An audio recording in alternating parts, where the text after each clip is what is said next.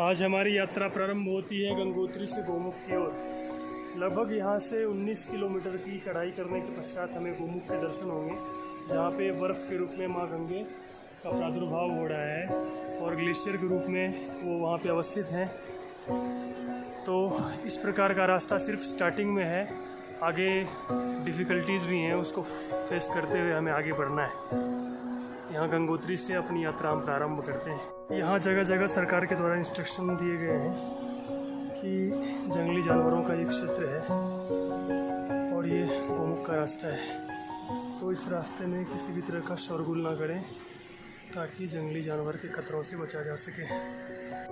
गंगोत्री से लगभग 2.5 किलोमीटर की चढ़ाई करने के पश्चात एक कनखू चेक पोस्ट आता है, जहाँ पे वन विभाग वाले गोमुख तपोवन जाने वालों के पास चेक करते हैं। सबसे पहले गंगोत्री में हेल्थ चेकअप करानी पड़ती है। जो फिज़िकली फिट होता है उसे गोमुख और तपोवन जाने की फिर परमिशन मिलती है, फिर उनका पास बनाया जाता है। तो ये है कनखू चेक पोस्ट। यहाँ पे मुझे भी अपना पास चेक कराना है, फिर उसके बाद आगे बढ़ने की अनुमति। कनखू चेक पोस्ट से कुछ किलोमीटर चलने के बाद नीचे जंगल में एक गुफा है। ये गुफा है और यहाँ पे ललिता माता जी रहती हैं इस गुफा में। और वर्षों से हिमालय के इस घनघोर जंगल में, जहाँ जंगली जानवर और भीषण ठंड दोनों का खतरा रहता है, यहाँ रह करके तपस्या कर रही हैं। ये है तपस्विनी महिला। ऐसी स्त्री को नमन है जो कि संसार के कल्याण के लिए इतने घनघोर जंगल में रह करके दिन रात तपस्या कर रही है। वो उनकी कुटिया है, यही कुटिया है माता जी की।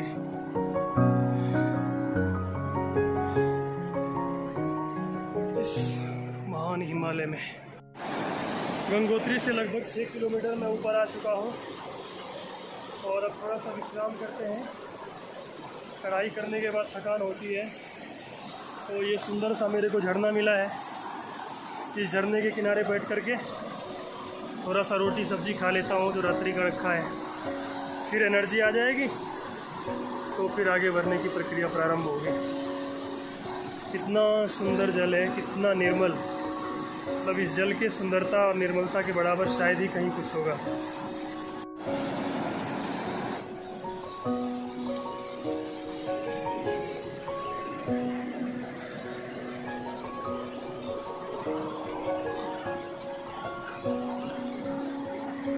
हम उसी रास्ते से अपनी चढ़ाई पूरी कर रहे हैं, जहाँ सीधे 90 डिग्री नीचे खाई है। खाई में माँ गंगा बह रही हैं और खाई के उस पार ऊंचे ऊंचे पर्वत शिखर जो बर्फ़ से ढके हुए हैं। तो कुछ इस प्रकार के रास्तों को फॉलो करते हुए गोमुख की यात्रा हो रही है। रोमांचक होने के साथ साथ भयावह भी है।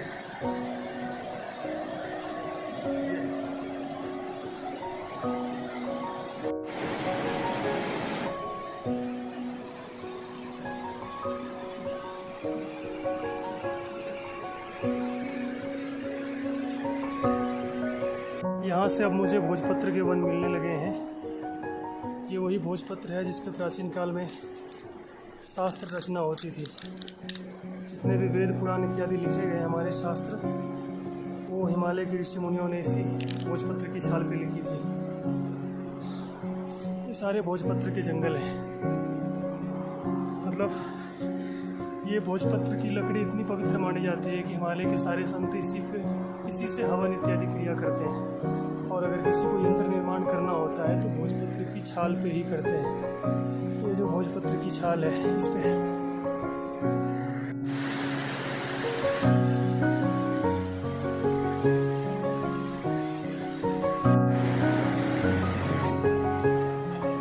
ये मेरे को दूसरा झरना मिला।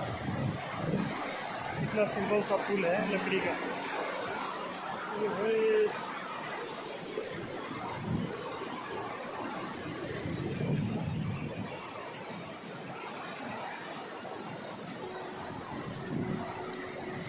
अभी सुबह से चलते चलते दोपहर हो गई है और हम पहुँचे हैं चीड़वासा। हिमालय के योगियों ने इस स्थान का नाम चिड़वासा दिया था क्योंकि यहाँ पे चीड़ के वृक्ष बहुतायत में पाए जाते हैं। चीड़ के जंगलों के कारण इसका नाम चिड़वासा है। फिर इससे आगे भोजपत्र के वन हैं जिसे भोजवासा कहते हैं। अब चलते हैं भोजवासा के लिए। चिड़वासा के जंगलों के बीच से हम गुजर रहे हैं। कुछ इस प्रकार का जंगली रास्ता है। चलते चलते थक गए। राधे राधे। मेरे सामने ये शिवलिंग पर्वत है। ऐसा लग रहा है मानो कैलाश पर्वत हो। सदियों सदियों से इसके ऊपर बर्फ जमी हुई है और इस तरफ त्रिशूल पर्वत है और उधर ऐसा लग रहा है मानो स्वर्ग से गंगा जी उतर करके पृथ्वी लोक की तरफ जा रही हो। बड़ा ही विहंगम दृश्य है, अत्यंत ही सौंदर्य प्रदायक। अब ये चौथा झरना मिला है और ठीक उसी तरह लकड़ी का पुल, इसे क्रॉस करना है इस ग्लेशियर के नीचे।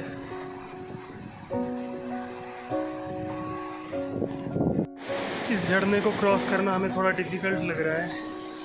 हद से ज़्यादा खतरा है क्योंकि रास्ता है नहीं और बोल्डर बिल्कुल कॉर्नर पे लटक रहे हैं। अब इन बोल्डर पर से होके जाना है। ध्यान ये भी रखना है कि बोल्डर गिरे ना। ओह माय गॉड, इसे क्रॉस करना बहुत डिफिकल्ट है। देखते हैं। भोजवासा करीब 4 किलोमीटर और दूर रह गया है। उससे पहले हमारे को कुछ इस तरह के ग्लेशियर जोन दिख रहे हैं और वो तो सबसे सुंदर दिख रहा है। हिमालय की कभी न समाप्त होने वाली हिम श्रृंखलाएं। थकान के कारण आवाज कुछ बैठी हुई सी लग रही है, बाकी सब ठीक है। अब कुछ इस तरह का मार्ग प्रारंभ होता है।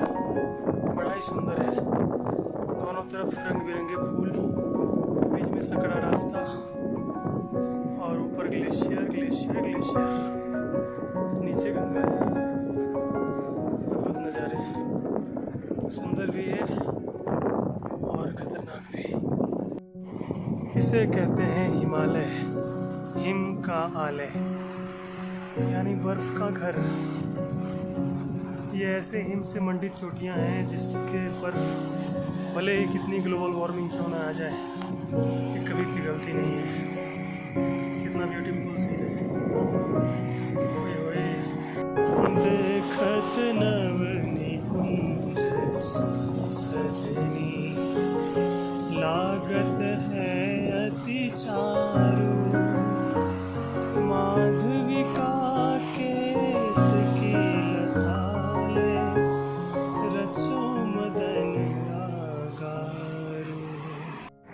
ये हिमालय का सबसे डेंजरस जोन है घूम जाने वाले रूट में, क्योंकि सामने कच्चे पहाड़ हैं और ये हमेशा धड़क धड़क के गिरते रहते हैं। 1 किलोमीटर का है ये। इसको क्रॉस करने के बाद फिर अपेक्षाकृत कम खतरा है। ये बेहद ही संवेदनशील स्थान है। हमेशा इससे बोल्डर गिरते रहते हैं। अभी मैंने क्रॉस किया, अभी भी थोड़ा सा झड़झड़ करके छोटे मोटे बोल्डर्स गिरे। भगवान की कृपा से बच गया। अभी इस मोस्ट डेंजरस जोन को क्रॉस किया। मतलब ये एक ऐसा पहाड़ है जो हमेशा झड़ते रहता है। ऊपर पे बिल्कुल बखड़ा सा पहाड़ है।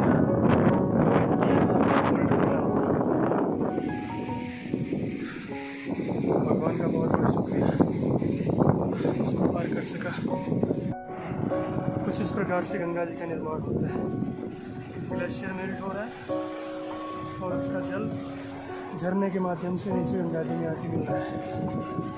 ऐसा क्या डेंजरस रास्ता है। कदम पे मृत्यु का खतरा है।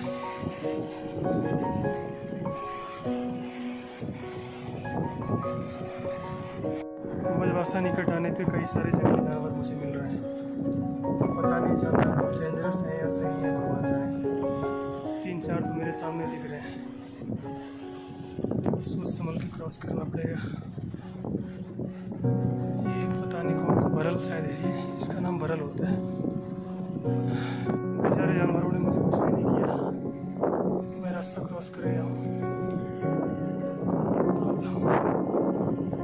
बस भोजवासा पहुँचने ही वाले हैं। समस्त डेंजर जोन को क्रॉस कर लिया। आज हमने भोजवासा में स्टे किया है 1 रात के लिए।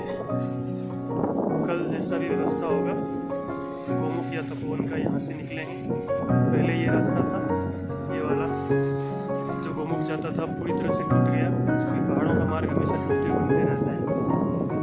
अब हमें ये सामने जो ट्रॉली दिख रही है, इस ट्रॉली से पार करके फिर वो वाला मार्ग फॉलो करते हुए गोमुख, और गोमुख के ऊपर फिर तपोवन ऐसे जाना है। ये भोजवासा में अभी हम यहाँ पे जल देख रहे हैं। ये जल वास्तव में नीचे से आ रहा है, अर्थात जहाँ हम बैठे हुए हैं इस जगह ग्लेशियर है, और ग्लेशियर के कारण ही नीचे से पानी बाहर आ रहा है। इतना क्लीन पानी है कि दिखता ही नहीं, पानी है भी नहीं, बिल्कुल ट्रांसपेरेंट है। This is glacier zone. चलना होता है, कहीं ऐसा ना हो कि नीचे बर्फ में धंस गए। ये भोजवासा में हम रात्रि विश्राम कर रहे हैं। तो शेड से बाहर निकल करके देखते हैं तो एकमात्र बस कुछ दूरी पे एक लाइट जल रहा है, जहाँ पे कुछ टेंट हैं और 21 लोग वहाँ पे रात्रि विश्राम कर रहे हैं। बाकी चारों तरफ गुप्त अंधेरा, सिर्फ और सिर्फ हिमालय। ये रास्ते हैं तपोवन के। इन बोल्डर्स को क्रॉस करते हुए, इन बोल्डर्स पे चलते हुए सामने माउंट शिवलिंग है, तो यहाँ से कम 7 किलोमीटर ऊपर है। खड़ी चढ़ाई ऐसे करके जाना है। राधा, यहाँ एक से एक दिव्य जड़ी बूटियाँ हैं तपोवन वाले रास्ते में। इन्हीं जड़ी बूटियों के बल पे कभी भारत का आयुर्वेद संपूर्ण विश्व में गौरवान्वित हुआ करता था। बहुत सुंदर सुंदर अद्भुत। बस इसे पहचान करने वाला कोई वैद्य होना चाहिए। इतने उच्च कोटि की जड़ी बूटियाँ हैं।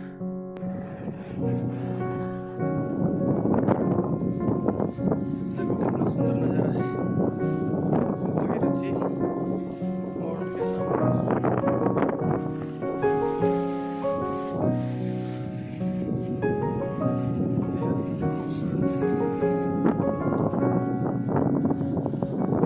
ये पूरा का पूरा ग्लेशियर जोन है, लगभग 4 किलोमीटर तक। मतलब जहाँ हम चल रहे हैं वहाँ ऊपर पे मलबा और पत्थर है और नीचे बर्फ है, इसलिए सावधानी पूर्वक चलना होता है। कुछ इस प्रकार के रास्ते हैं गोमुख तपोवन ट्रैक के लिए। इसे कहते हैं बोल्डर जोन। नीचे ग्लेशियर, ऊपर बोल्डर। बस अब हम पहुंचने वाले हैं गोमुख। मेरे सामने माउंट भागीरथी, जिसके ग्लेशियर से माँ भागीरथी पिघल के निकल रही हैं, बस मेरे से 100 मीटर की दूरी पे है। इतनी खतरनाक यात्रा कर पश्चात आए हैं, बस 100 मीटर की और दूरी रह गई है। धरती का स्वर्ग कह सकते हैं इसे, जहाँ पे माँ गंगा द्रवित रूप में गोमुख से निकल रही है।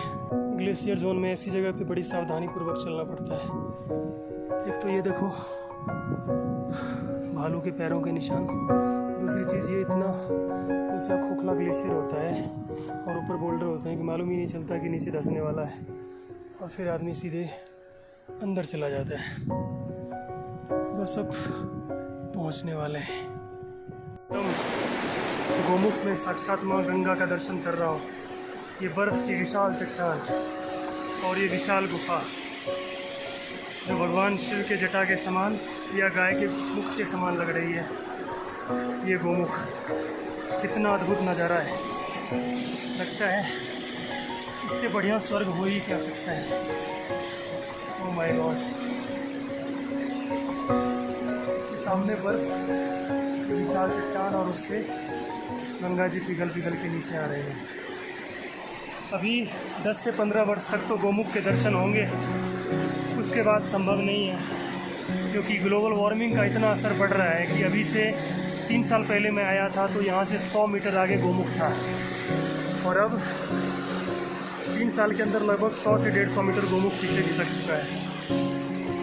मेरा अनुमान है कि आने वाले 15 से 20 सालों में फिर गोमुख नाम की कोई दिव्य स्थल खोजना मुश्किल हो जाएगा, क्योंकि फिर कुछ रहेगा ही नहीं। सामने पूरा का पूरा बर्फ का पहाड़ है, इस पर हल्के फुल्के मलबे गिरे हुए हैं। स्वप्न था गोमुख का दर्शन करना, साक्षात माँ भागीरथी यहाँ से निकल रही है। जय हो जय हो जय हो।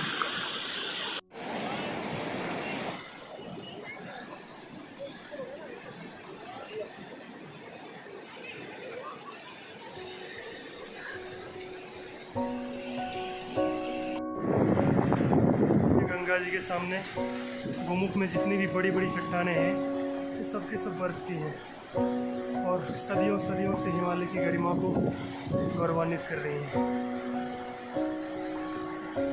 विशाल पर्वत बर्फ का। जय हो माँ गंगे। ये दिखाता हूँ गंगा जी कितने अच्छे बर्फ के रूप में एकदम ट्रांसपेरेंट। ये टुकड़ा कितना क्यूट है, जितना क्यूट है उतना ही कूल है, और सारे के सारे बर्फ। ओह माय गॉड, ऐसा लग रहा है जैसे कोई मोती हो। हालांकि ये जगह बहुत ही डेंजरस है, कब बर्फ खिसकेगी और आदमी नीचे चला जाए कुछ नहीं कह सकते। इसको थोड़ा खा के देखते हैं सॉलिड फॉर्म में गंगा जी को। वाह वाह वाह, बहुत सुंदर। गंगा जी को बर्फ़ के रूप में खा रहा हूँ। ये देखो आधा खा लिया।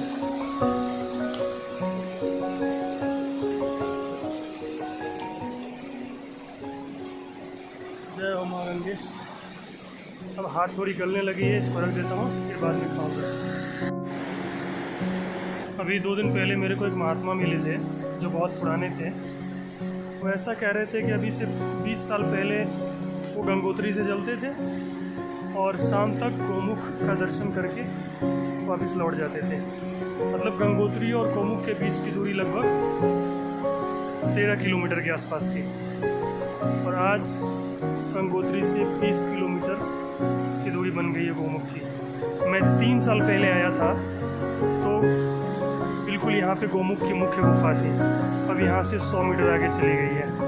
ये दर्शा रहा है कि मानव विकासशील कहलाने के चक्कर में, विकसित कहलाने के चक्कर में कितना अधिक पॉल्यूशन क्रिएट कर रहा है, जिसके कारण ब्लैक कार्बन की मात्रा बढ़ रही है, जो इन सफ़ेद ग्लेशियर के ऊपर चढ़ती है, और फिर ये ब्लैक कार्बन बहुत तीव्र गति से सूर्य के प्रकाश का उष्मा का अवशोषण करती है, जिससे बहुत तेज़ी से ग्लेशियर मेल्ट हो करके टूट रहे हैं।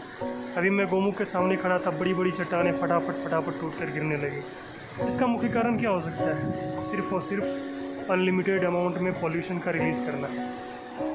अगर मानव अभी भी नहीं संभला तो मुझे लगता है कि हम लोग गोमुख का दर्शन करने वाले लगभग ये आखिरी पीढ़ी हैं। 10 से 15 सालों के बाद ये जितने भी बड़े बड़े ग्लेशियर्स दिख रहे हैं हमारे सामने, बर्फ़ की चट्टान दिख रही है, ये सारी की सारी मेल्ट हो जाएगी। फिर ना गंगा जी रहेगी, ना हिमालय का गौरव रह पाएगा।